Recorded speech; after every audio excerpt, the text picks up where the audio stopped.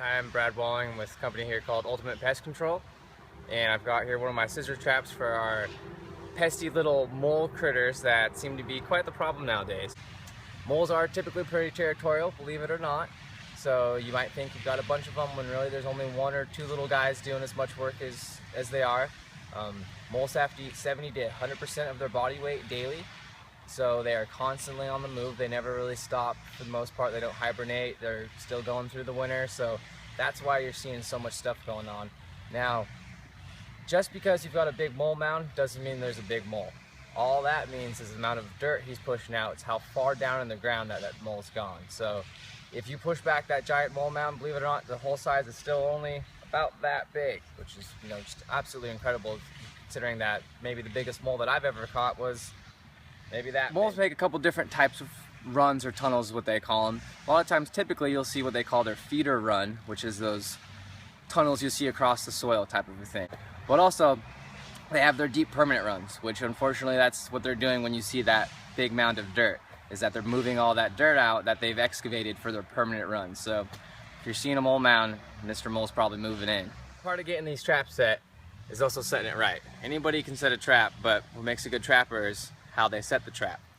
Now, Mr. Mole, you want to get him to actually hit that plate on the center there.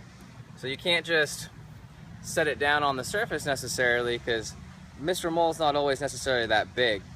So what you want to do is, if you can, is really get those claws down just a little bit further so there's not as much space there. And even sometimes you can do and take and maybe pile up a little bit of dirt or something to kind of make a little bit of a bump. So that way when Mr. Mole goes crawling through there, he's got to kind of go up and push up on that plate. So really easy to set these guys. Every trap comes with two of these little fancy setters here. And first off, you want to make sure that this little bar here is on the same side as the little knob on that plate, because that's what latches in there.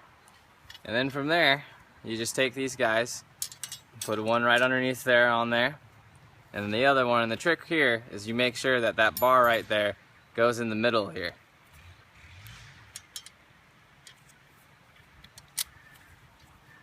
And then they're just like so. It does take a little bit of force to get it going, so oftentimes I'll just press on my knee.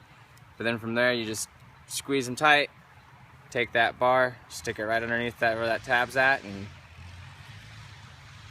that's that. It's set. And then it's got a little safety device on here, which I highly recommend arming for when you're setting your trap, because occasionally you will set it off. But definitely make sure you take your safety off before you leave your trap.